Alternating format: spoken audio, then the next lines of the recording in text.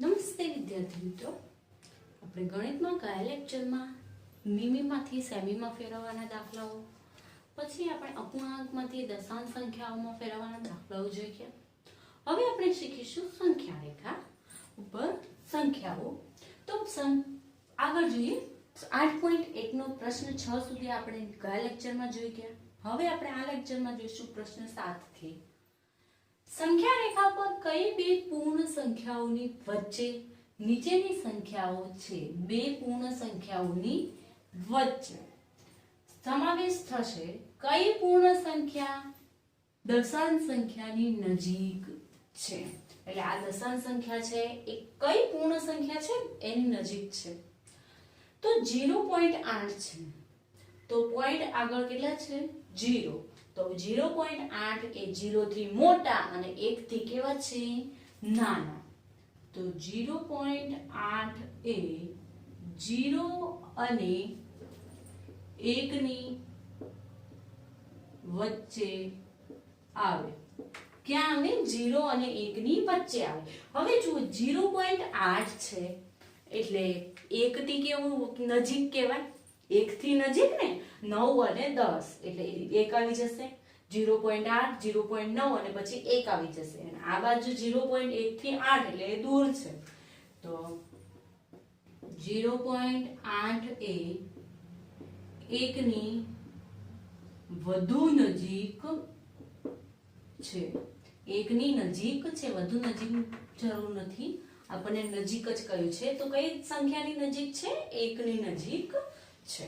બીજું જોઈએ 5.1 પોઈન્ટ આગળ 5 છે, તો 5.1 એ 5 અને પછી શું આવે?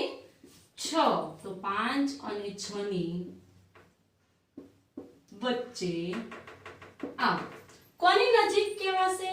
તો 1 છે, તો 5 પછી ડાયરેક્ટ 5.1 આવશે. તો 5.1 એ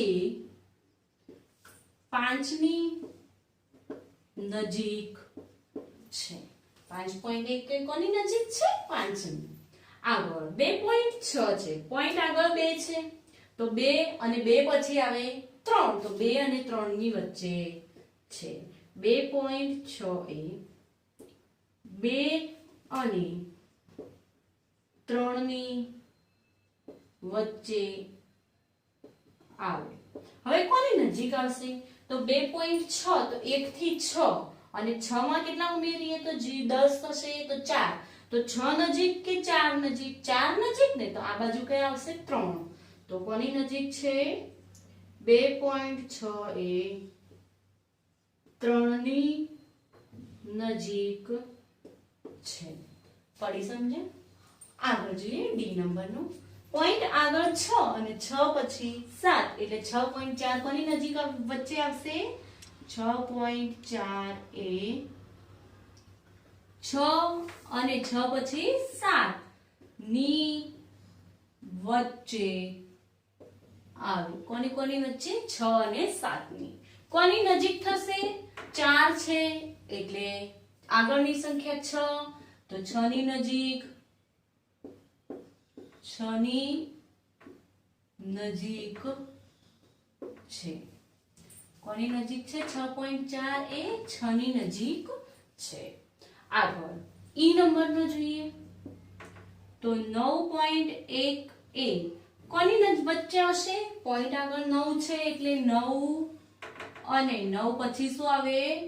10. તો 9 અને 10 ની વચ્ચે આવે. કોની નજીક થશે? 9.1 છે એટલે એ 9 ની નજીક. 9.1 એ 9 ની નજીક છે.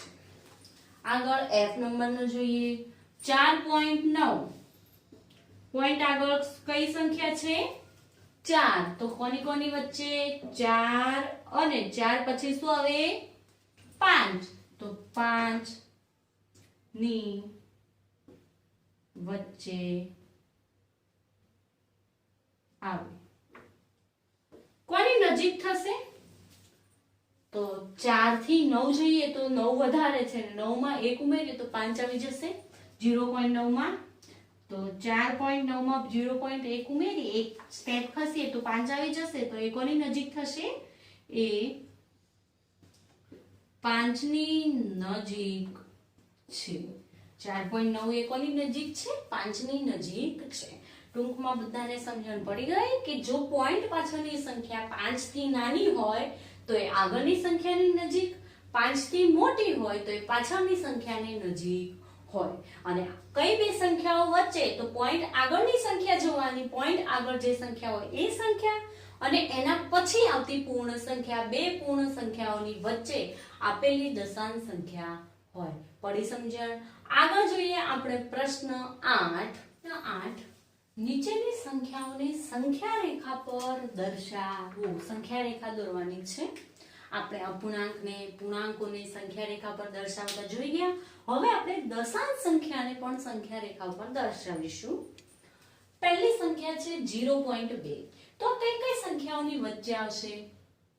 તો 0.2 એ પોઈન્ટ આગળ 0 છે અને પછી કઈ કોણ આવશે? 1. તો 0 અને 1 ની વચ્ચે આવે. 0 અને 1 ની વચ્ચે આવે તો સંખ્યા રેખા પર દશાંશ સંખ્યા દર્શાવી હોય તો એક્ઝેક્ટ બે સંખ્યાઓ જે પૂર્ણ સંખ્યાઓ હોય એ બે પૂર્ણ સંખ્યાઓ વચ્ચે 10 સરખા ભાગ કરવા પડે. દશાંશ સંખ્યામાં 10 સરખા ભાગ કરવાના. તો અહીંયા 0 1 2 3 4 5 6 7 8 9 અને 10. તો અહીંયા 10 માં ભાગે આવશે 1. તો 0 અને 1 વચ્ચે પહેલી સંખ્યા 0.1, બીજી 0.2, 0.3, ચોથી 0.4, પાંચમી 0.5, 0.6, 0.7, 0.8, 0.9 અને 1. પડી સમજે? આ રીતે સંખ્યા રેખા દોરવાની. હવે કઈ સંખ્યા દર્શાવવાની છે? 0.2. તો 0.2 ઉપર ડોટ કરી અને એક રાઉન્ડ કરી દેવાનું. આ આપણી માંગેલી સંખ્યા. પડી સમજે? આગળ જોઈએ બીજું. 1.9 છે. તો 1.9 એ કોની વચ્ચે આવે? પોઈન્ટ આગળ 1 છે એટલે 1 અને 2 ની વચ્ચે આવે. 1 અને 2 ની વચ્ચે આવે. હવે આને સંખ્યા રેખા પર દર્શાવવું હોય તો 1 અને 2 વચ્ચે કેટલા કાપા કરવા પડે? 10. તો 1 1 2 3 4 5 6 7 8 9 અને 10 એટલે 2 આવશે. પહેલા કાપાએ 1 છે એટલે 1.1, 1.2, 1.3, 1.4, 1.5, 1.6, 1.7, 1.8 અને 1.9 આ રીતે દર્શાવવાની સંખ્યા. હવે કઈ સંખ્યા દર્શાવવાની કઈ છે આપણને? 1.9. ક્યાં છે 1.9? તો આ રહ્યા 1.9. તો આ શું છે? આપણી માંગેલી સંખ્યા. સંખ્યા રેખા ઉપર દર્શાવી દીધી. આગળ જોઈએ સી નંબરનો 1.1. તો 1.1 એ કોની નજીક વચ્ચે છે? તો 1.1 એ કોની વચ્ચે છે? 1 અને 2 ની વચ્ચે આવે. તો સંખ્યા રેખા ઉપર કઈ બે સંખ્યાઓ દર્શાવવાની? 1 અને 2 એની વચ્ચે દશાંશ સંખ્યાઓ. તો આ 1 1 2 3 4 5 6 7 8 9 અને 10 માં 2. પહેલા કાપાએ 1.1, 1.2, 1.3, 1.4, 1.5, 1.6, 1.7, 1.8, 1.9 અને 2 મળી ગયા. બધી સંખ્યાઓ દર્શાવી દીધી આપણે. હવે કઈ સંખ્યા દર્શાવવાની છે? તો 1.1 તો આ 1.1 ઉપર રાઉન્ડ કરી દેવાનું. આ આપણી સંખ્યા રેખા ઉપર સંખ્યા દર્શાવી. આગળ જોઈએ ડી નંબરનો 2.5 તો 2.5 એ કોની કોની વચ્ચે આવે? 2 અને 3 ની વચ્ચે આવે. 2.5 કોની કોની વચ્ચે આવે? 2 અને 3 ની. તો સંખ્યા રેખા પર 2 અને 3 વચ્ચે 10 સંખ્યાઓ દર્શાવવાની. આ 2 1 2 3 4 5 6 7 8 9 અને 10 એટલે 3. 2 છે એટલે 2.1 2.2 2.3 2.4 2.5 2.6 2.7 2.8 2.9 આ સંખ્યાઓ આપણે દર્શાવી. હવે કઈ સંખ્યા દર્શાવવાની છે? તો 2.5 કે છે 2.5 આ રહ્યા જુઓ 2.5. તો આ આપણી સંખ્યા રેખા ઉપર સંખ્યા પડી. સમજણ? જે સંખ્યા પહેલા શું કરવાનું? જે સંખ્યા આપેલી હોય એ સંખ્યા કયા બે પૂર્ણ સંખ્યાઓની વચ્ચે છે એ નક્કી કરવાનું. પછી એ સંખ્યા રેખા ઉપર બે પૂર્ણ સંખ્યાઓ વચ્ચે 10 દશાંશ સંખ્યાઓ એટલે કે 9 દશાંશ સંખ્યાઓ, 10મી એ મોટી પૂર્ણ સંખ્યા આવશે. તો એ પ્રમાણે લાઈન દોરી સંખ્યાઓ દર્શાવવાની. પછી જે સંખ્યા કઈ છે ત્યાં ડોટ કરી અને રાઉન્ડ કરી દેવાનું. તો આ સંખ્યા રેખા થઈ ગઈ. પડી સમજણ? આગળ જોઈએ આપણે પ્રશ્ન 9. આપેલી સંખ્યા રેખા પર બિંદુઓ A B C D કઈ દશાંશ સંખ્યાનું નિરૂપણ કરે છે તે આપણે નક્કી કરવાનું છે. પહેલું છે બિંદુ A છે. તો બિંદુ A માટે તો બિંદુ A કઈ કઈ સંખ્યાની વચ્ચે છે? તો 0 અને 1 ની વચ્ચે. બિંદુ A એ 0 અને 1 ની વચ્ચે છે. કેટલા સરખા ભાગ છે 0 અને 1 વચ્ચે? તો 1 2 3 4 5 6 7 8 9 અને 10 સરખા ભાગ છે. 0 અને 1 વચ્ચે કેટલા ભાગ છે? 10 સરખા ભાગ છે. એ બિંદુ કયા નંબરનો ભાગ છે? તો 1 2 3 4 5 6 7 અને 8. 0 અને 1 વચ્ચે 10 સરખા ભાગ છે. બિંદુ A એ કયો ભાગ છે? 8મા ભાગ પર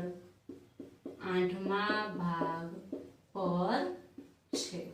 બિંદુ A એ કયા ભાગ પર છે? 8મા ભાગ પર. તો બિંદુ A એ કઈ દશાંશ સંખ્યાનું નિરૂપણ કરે છે? તો બિંદુ A એ જુઓ 8મો ભાગ છે એટલે આગળ 0 છે અને 0.8. તો 0.8 નું નિરૂપણ કરે છે.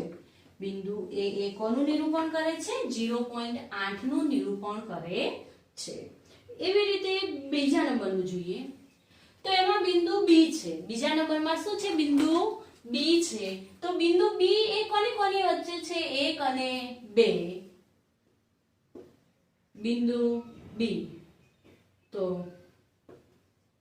બિંદુ B એ 1 અને 2 ની વચ્ચે છે.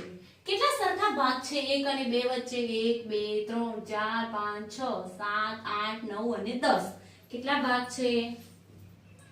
1 અને 2 વચ્ચે 10 સરખા ભાગ છે. તો B બિંદુ કયા ભાગ પર છે? 1 2 અને 3. બિંદુ B એ ત્રીજા ભાગ પર. કયા ભાગ પર છે? ત્રીજા ભાગ પર છે. તો બિંદુ બી એ કઈ સંખ્યા દર્શાવે 1 અને ત્રીજો ભાગ એટલે 1.3. બિંદુ બી એ 1.3 નું નિરૂપણ કરે છે. એ બિંદુ કઈ સંખ્યાનું નિરૂપણ કરે છે? બિંદુ એ બિંદુ એ 0.8 નું, જ્યારે બી એ કોનું કરે છે? 1.3 નું. એ 0.8, બી 1.3. હવે સી બિંદુ છે, તો સી બિંદુ કોની કોની વચ્ચે છે? બિંદુ સી કોની કોની વચ્ચે છે? 2 અને 3. બિંદુ સી એ 2 અને 3 ની વચ્ચે છે. 2 અને 3 વચ્ચે કેટલા ભાગ છે? તો 2 અને 3 વચ્ચે જુઓ 1 2 3 4 5 6 7 8 9 અને 10 કેટલા ભાગ છે? 10 સરખા ભાગ છે. તો 10 સરખા ભાગ છે અને બિંદુ સી એ કયા ભાગ પર છે? તો બીજા ભાગ પર. બિંદુ સી એ બીજા ભાગ પર છે. બીજો ભાગ એટલે 0.2 અને 0.2 અને આગળ છે 2 એટલે 2.2. તો બિંદુ સી શું દર્શાવે છે? બિંદુ સી એ 2.2 નું નિરૂપણ કરે છે. કોનું નિરૂપણ કરે છે? સી બિંદુ 2.2. કોનું? 2.2. હવે રહ્યું બિંદુ ડી. બિંદુ ડી. તો બિંદુ ડી એ કોની કોની વચ્ચે છે? 2 અને 3 ની જ વચ્ચે છે. બિંદુ ડી એ 2 અને 3 ની વચ્ચે છે. આપણે ઉપર જોયું 2 અને 3 વચ્ચે 10 સરખા ભાગ છે એટલે, અને બિંદુ ડી કયા ભાગ પર છે? તો 1 2 3 4 5 6 7 8 અને 9 કયા ભાગ પર છે? 9મા ભાગ પર. બિંદુ ડી એ 9મા ભાગ પર છે. તો બિંદુ ડી એ કયું સંખ્યા દર્શાવે? તો બિંદુ ડી એ 9મો ભાગ છે એટલે 0.9 અને આગળ શું છે? 2 તો 2.9. તો બિંદુ બી ડી એ 2.9 નું નિરૂપણ કરે છે. બિંદુ ડી કોનું નિરૂપણ કરે છે? 2.9 નું. 2.9. ડી ઉપર કયું સંખ્યા આવશે? 2.9. પડી સમજણ? બે સંખ્યા રેખા ઉપર, જે સંખ્યા રેખા ઉપર બિંદુ દર્શાવેલું હોય એ બિંદુ પહેલા નક્કી કરવાનું કે કઈ બે સંખ્યાઓ વચ્ચે છે. બે સંખ્યાઓ વચ્ચે કેટલા સરખા ભાગ છે. બે સંખ્યાઓ વચ્ચે ભાગ જોયા પછી એ કયા ભાગ પર બિંદુ છે એને આધારે આપણે દશાંશ સંખ્યા જાણી શકીએ. પડી સમજણ? આગળ જોઈએ પ્રશ્ન 10. એમાં એ અને બી બે દાખલાઓ છે. પહેલો છે રમેશની નોટબુકની લંબાઈ 9 સેમી 5 મીમી છે. એની સેમીમાં લંબાઈ શોધવાની છે. તો રમેશની નોટબુકની લંબાઈ કેટલી આપેલી છે? નોટબુકની લંબાઈ 9 સેમી 5 મીમી આપેલી છે. હવે 1 સેમી એટલે કેટલા મીમી? 1 સેમી બરાબર 10 મીમી. 1 મીમી બરાબર કેટલા સેમી? 1 મીમી બરાબર કેટલા સેમી? તો 1/10 સેમી. તો રમેશની નોટબુકની સેમીમાં લંબાઈ,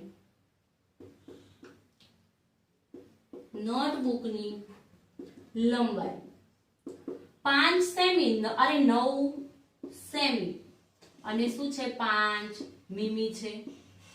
9 સેમી પ્લસ 5 મીમી છે. સેમીમાં છે એને ફેરવવાની જરૂર નથી. 5 મીમીને સેમીમાં ફેરવવું હોય તો મીમી 1 મીમી એટલે કેટલા સેમી? 1/10. તો 1/10 વડે ગુણી દેવાના એટલા સેમી. 9 સેમી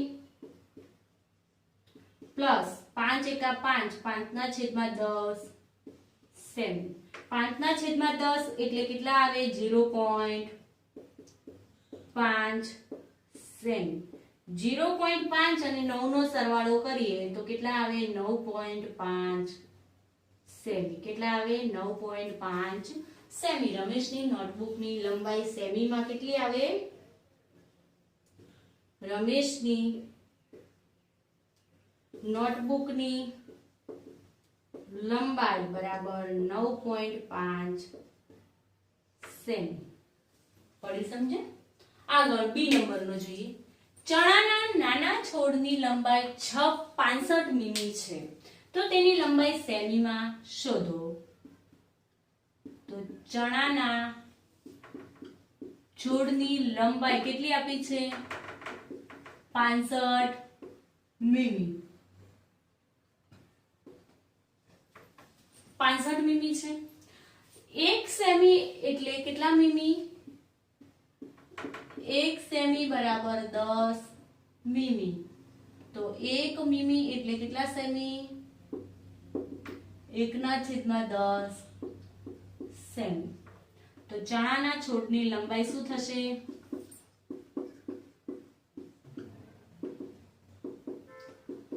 65 મીમી. એને સેમીમાં ફેરવીએ તો 1/10 સેમી થશે. 1 મીમી એટલે 1/10 સેમી. તો 65 ગુણ્યા 1, 65/10 સેમી. 65 છે એટલે 60 પ્લસ 5/10 સેમી. 60/10 plus 5/10 semi. 0 0 જતા રહે. 6 પ્લસ 0.5 સેમી. 6 પ્લસ 0.5 એટલે 6.5 સેમી. ચણાના છોડની લંબાઈ કેટલી મળી? 6.5 સેમી. ચણાના છોડની લંબાઈ 6.5 સેમી થાય. કેટલી થાય? 6.5 સેમી. સમજણ પડી? 1 સેમી એટલે 10 મીમી. 1 મીમી એટલે 1/10 સેમી. પરથી આપણે આ દાખલાઓ મીમીમાંથી સેમીમાં ફેરવવાના ગણવાના. પડી સમજણ? હવે આપણે આગળ જઈશું નેક્સ્ટ લેક્ચરની અંદર થોડી થિયરી અને સ્વાધ્યાય 8.2 ના કેટલાક દાખલા.